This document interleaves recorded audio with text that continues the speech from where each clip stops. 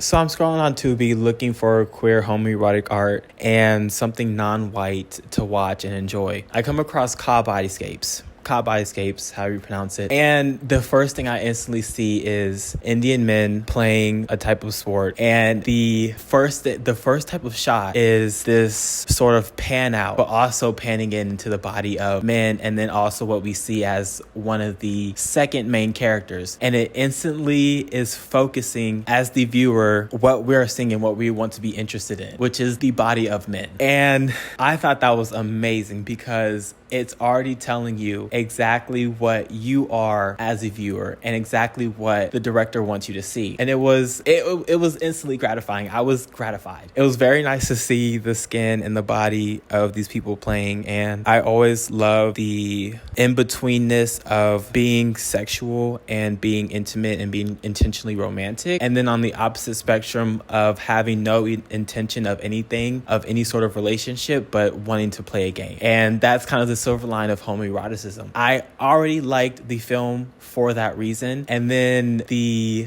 shots that I saw as an international film, in my perspective, seeing the landscape of where they are recording was already appealing to me, and the greenery and what kind of stood out to me. But what I really wanted to show, or what I really wanted to talk about is throughout the movie, it goes from good to not good, and then not good to bad.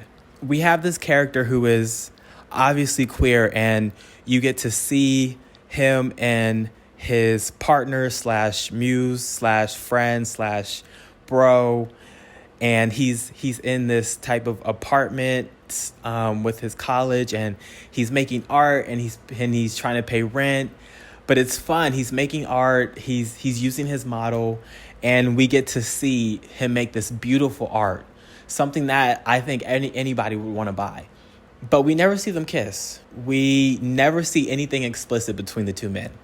And then we see the other character, the female character, who also is another main character, come in and kind of barge in and show that they have this kind of relationship kind of huddle group. So the visuals of this movie, I would say in the beginning, or compared to other movies, it's not spectacular, but the shots are amazing. The pan outs and pan ins are slow, and it exactly captures the moment of how time slows down when you are in a stressful situation, but also these couple of minutes are so important and so vital, especially in moments where you are doing an act that is final to your life and not as important to everybody else. But also to really capture the moment of what is special and what we really want to see and what we really want to kind of roll around in some of these scenes. Like the first scene of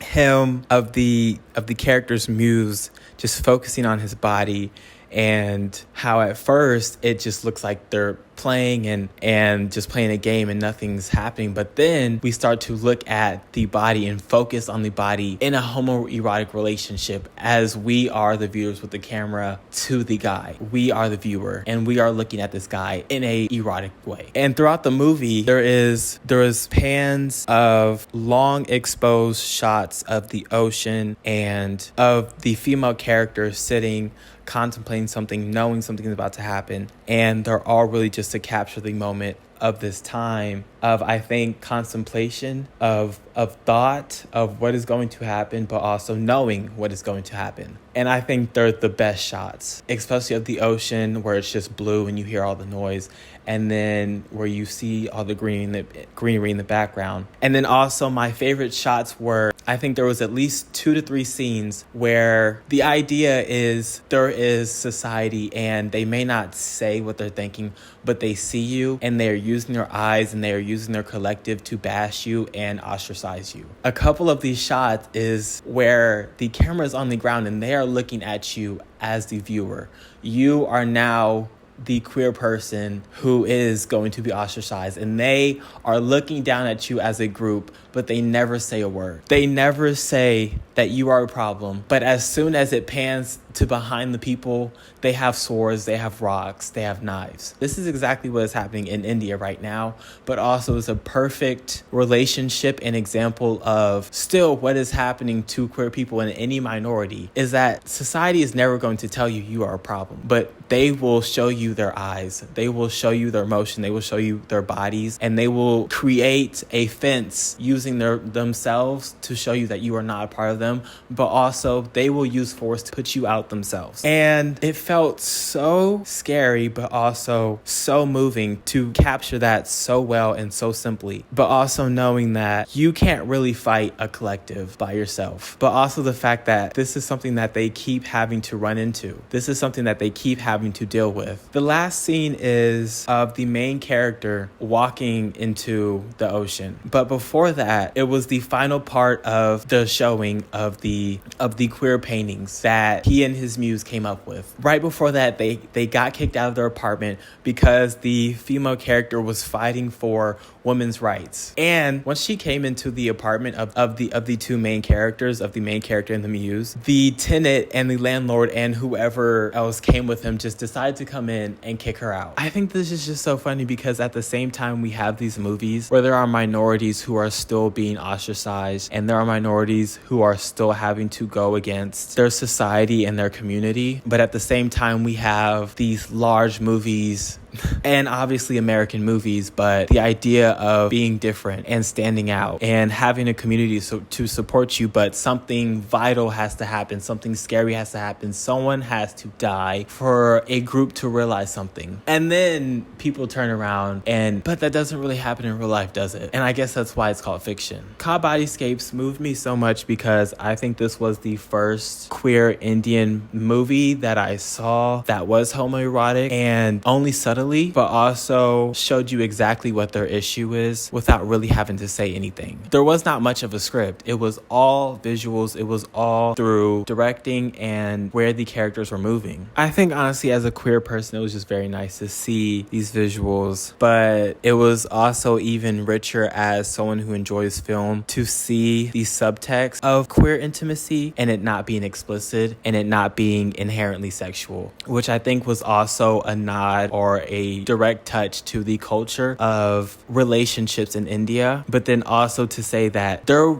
once wasn't anything sexual really in the movie. And then also it was the same relationship to the paintings. The paintings were of the muse's body, but also the relationship to his body and to other bodies, and the relationship of his body to his religion. And that was all you saw. And not once did the antagonist, which was society and these small groups and these people who decided that they need to be kicked out, not once did they say why they couldn't really show it. It was just they couldn't, and that they are who they are, and that this is a tarnish on their name. And I think that was also a very important thing to note, because there is no discussion in a lot of these societies. There is no space to talk about why you cannot do this. And it was so frustrating because in 2024, we now have spaces to talk about why we cannot do something and we can refute it. But also, even a more derived level is that there is systems in place, or there should be systems in place where you can fight and you can appeal something. Even in America, we know that if you send something to the police, it might not actually happen. We know that. But I think that's also what was so scary going into this movie, is because you know that in certain places that you can't trust the police at all. You cannot trust your society at all. And still, these two main characters, one, the male character is going out of his way to make queer art, but then on the other hand, the female character is simply standing up for other females.